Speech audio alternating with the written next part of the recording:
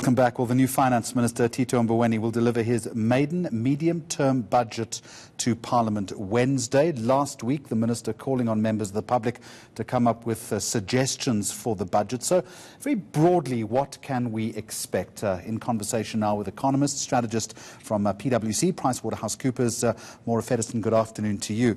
It doesn't get bigger than this for the Finance Minister, who's probably still finding his parking spot. Absolutely. It's a baptism of fire. And there are big expectations for this mini-budget. One will be that we will receive additional details about the fiscal package that President Ramaphosa has announced as a way to stimulate economic growth and job creation. Because it is a reallocation of funds, the question is, where will the funds come from and where will they be directed? And he's on a very slippery path, given that we are currently in a technical recession and we have virtually stripped the cupboard bare.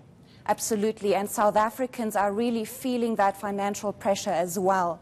Rising taxes, fuel price increases, slow employment growth, all of that means that South African households are cash-strapped.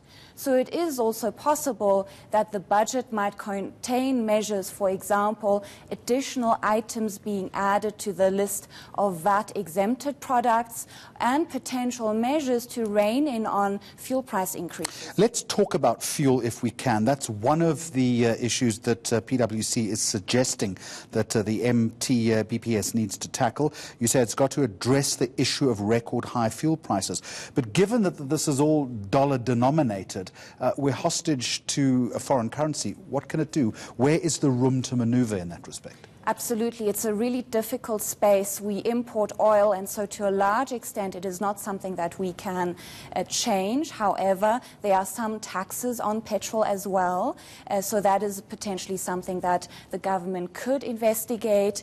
There's also a potential alliance with the petroleum industry that is possible. However, it's true the scope here to keep fuel prices under control is quite limited. What can be done as far as VAT is concerned? Again, if I remember correctly, we had this special panel that was looking at extending zero rating. We haven't heard from them yet. So potentially those products that could be added to the list could be announced on Wednesday.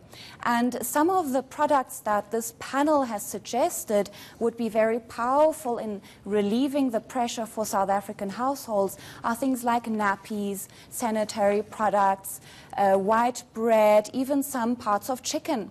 And so it is quite possible that Minister Mboweni might announce these as being added to the list. Having said that, though, it's a balance between how much you add in terms of revenue coming in. So you have to be fairly judicious when you're making that delineation, I imagine. Absolutely. So that is a very difficult balancing act. And fiscal consolidation remains a key priority, and expectations are high that this will also be confirmed again on Wednesday. Especially the credit rating agencies will be looking out for continued fiscal restraint so that the debt to GDP ratio will remain under control in coming years. So how do you find that balance then between the fiscal restraint, which is critical, on the other hand, though, we have to maximize job growth?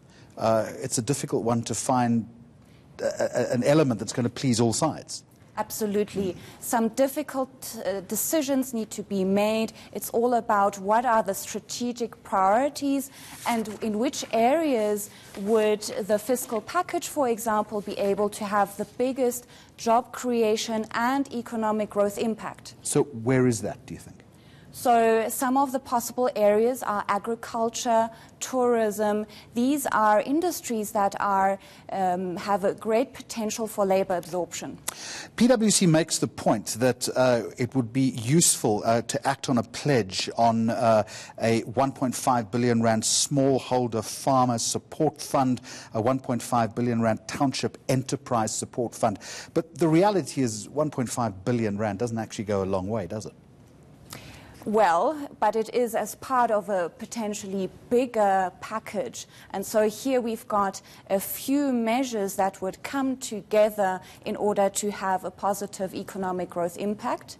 And potentially these are measures that would also stimulate higher business confidence, so that then invites additional investment into the economy. Perhaps a slightly longer term element of all of this is big infrastructure projects, which by definition would create or enable the creation of jobs. Where do you prioritize in that respect? So infrastructure is a key ingredient for growth. And so roads, bandwidths, these are all key areas where investment will be crucial so that South Africa is ready, especially for the fourth industrial revolution, which means the world is going into a highly technological era. And so it is crucial that South Africa can show that we are ready to embrace that new frontier of industrial development. So you're confident he's going to get this right? I mean, as we said at the beginning of this conversation, it's almost impossible to get to please everyone. So long as there's an important emphasis on both economic growth measures as well as a continued commitment to fiscal restraint, then it is potentially the most likelihood that different parties will be happy. I suppose it's also the tone that he sets, is that we want to see someone who is firmly, or has his hand firmly on the grip of the economy and projects a degree of optimism, however difficult that's going to be. Absolutely. Do you think he can do it? I think so, yeah. Okay. Maura Feddersen, thank you very much indeed from PricewaterhouseCoopers.